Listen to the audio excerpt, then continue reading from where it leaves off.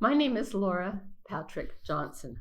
I am going to give you an overview of my mom, who was an English war bride, and her name was Joan Patrick. My mother, Joan Wilson, was a war bride from Portsmouth, England. During World War II, she worked in the Women's Timber Courts, the forestry service based in Chichester, England. Walter Patrick, my father, hailed from Powell River, and he worked as an Air Force mechanic at nearby Croydon Airport. They met, fell in love, and were married on November 17, 1944. I saw the site where my father proposed to my mother, a delightful country pub in beautiful West Sussex.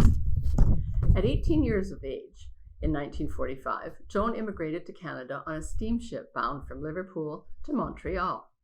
Once the steamship docked, she took a very long train from Montreal to Vancouver and then onto a boat. No BC ferries in those days. And arrived in Powell River. It was a journey she would never forget, from the gentle rolling hills of southern England to the wide open Canadian wilderness.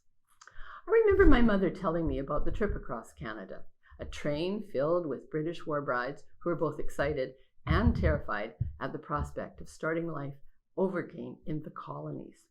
At one point, somewhere on the Great Canadian Prairies, the train slowed and stopped. My mother looked out the window.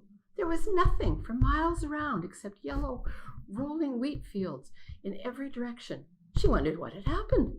Did the engine break down? Was there something lying on the railway tracks?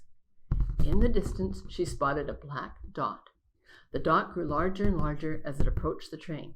When it got close enough, she saw it was a covered wagon. One of the war brides got off the train, boarded the covered wagon, and it disappeared off into the horizon. The train started up again, and off they went. My mother often wondered what had happened to her fellow war bride. Powell River was the land of plenty compared to war-torn Britain. My mother had lived on meager rations, always giving her younger brother John a share, and was malnourished when she arrived in Canada. Food had been scarce, and it seemed everything had come out of either tins or packages. In Powell River, it was a different story. Fresh fruit, vegetables, meats, and every type of food imaginable. In those early days, she would spend hours simply walking the aisles, examining the fresh produce, most items she had never seen or even tasted before. Husband Walter returned to work, this time in the Powell River Company mill garage. They rented one of the new Powell River Company duplexes on Willow Avenue in Powell River town site. During the war, Joan had given her younger brother, John, her candy rations. Each day she would walk to the company store for a very special treat, an ice cream sundae. The royal family and the Union Jack were everywhere in our home. Union Jack curtains, teapots, cups, saucers, mugs, coasters, you name it.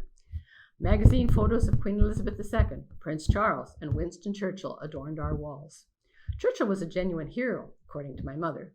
Winston saved England and the world with his genius, his leadership, and his never-surrender mentality.